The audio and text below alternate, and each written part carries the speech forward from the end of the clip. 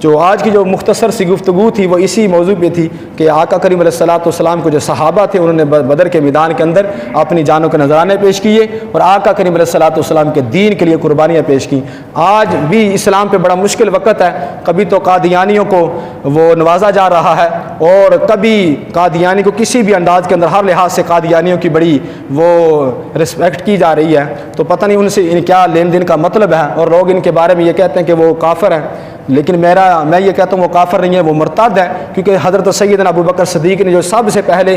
مرتدان اسلام کے خلاف جو جنگ کی تھی نا، وہ مسلمہ کذاب کے خلاف کی تھی، اور آپ نے تمام مرتدوں کو وہاں پہ واصل جہنم کیا تھا۔ اور کیونکہ انہوں نے آقا کریم علیہ السلام کا یہ کلمہ بھی پڑھتے ہیں اور کلمہ پڑھنے کے بعد پھر حضور علیہ السلام کو نبی بھی مانتے ہیں، نبی ماننے کے بعد پھر قادیانی کو بھی نبی مانتے ہیں، تو اس لیے یہ مسلمان نہیں ہے اور نہ یہ کافر ہیں۔ کافر تو وہ ہوتا ہے جو سرے سے حضور کو نہ مانے، انہوں نے حضور علیہ السلام کو مانا اور ماننے کے بعد پھر مرتد ہو گئے، تو مرتد کا جو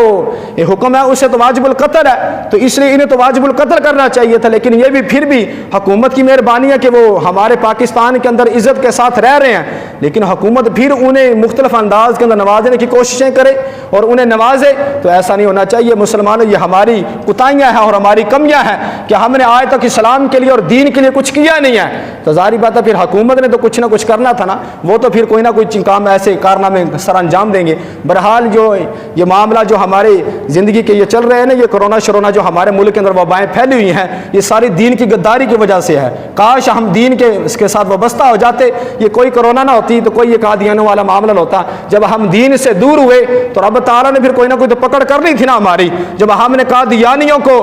پورا پروٹوکول دیا اور انہیں پورے پروٹوکول کے ساتھ انہیں اپنے دین کی ترویج اور اشاعت کے لیے انہیں آگے لانے کی کوشش کی، تو پھر رب تعالیٰ نے کوئی نہ کوئی عذاب ہمارے اوپر مسلط کرنے تھے۔ آج بھی ہمارے لیے موقع ہے کہ اگر ہم چاہتے ہیں کہ یہ کرونا کی وبا سے ہم بچ جائیں، آج بھی سچے دین کے ساتھ اور رسول اللہ کے ساتھ مخلص ہو جائیں۔ خدا کی عزت کی قسم، نہ کوئی یہاں پہ کرونا رہے گا نہ کوئی یہاں پہ قادیانی رہے گا۔ تو اس لیے ہمیں دین کے ساتھ اور رسول اللہ کے ساتھ مخلص ہونا ہے۔ جس طرح صحابہ کرام نے بدر کے میدان کے اندر یہ جذبہ ہمیں دیا نا، اس جذبے کو دوبارہ اپنانا ہوگا۔ جب وہ جذبہ ایمانی ہمارے اندر آ جائے گا، پھر کسی کو کوئی ہمت نہیں ہوگی کوئی آ کر رسول اللہ کے خلاف سازشیں کرے یا دین کے خلاف سازشیں کرے۔ ہم خود ہی آپس میں اتفاق ہی نہیں ہمارا، ہم آپس میں بٹے ہوئے ہیں، آپس میں بکھرے ہوئے ہیں۔ جب ہم آپس میں بکھرے رہیں گے تو کبھی بھی ہم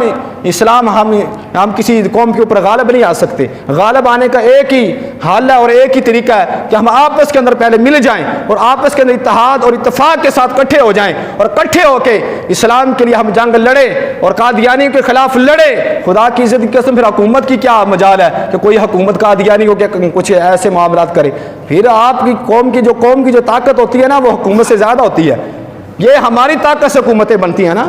کوئی اپنے آپ تھوڑی حکومتیں بن جاتی ہیں۔ آپ اپنی طاقت کو منوائیں اور اپنی طاقت کے زور پہ آ کے اسلام کے لیے اور بانی اسلام کے لیے اور آقا کریم علیہ السلام کی محبت کے لیے باہر نکل کے اپنی باتوں کو منوائیں، انشاءاللہ آپ کی باتیں مانی جائیں گی۔ لیکن جب تک ہمارے اندر اتفاق اور اتحاد نہیں نہ ہوگا، کبھی بھی ہم اسلام کے اندر اور اپنے کسی بھی مقصد کے اندر کامیاب نہیں ہو سکتے۔ اگر ہم کامیابی چاہتے ہیں تو رسول اللہ کی سچی محبت اور دین اسلام کی سچی محبت کو جگہ دینی ہوگی۔ اللہ تبارک و تعالیٰ دنیا کے اندر بھی کامیابی عطا فرمائے، قبر و حشر کے اندر بھی کامیابی عطا فرمائے گا۔ اللہ مجھے اور آپ سب کو حضور علیہ السلام کی پکی سچی غلامی نصیب فرمائے، آمین و آخر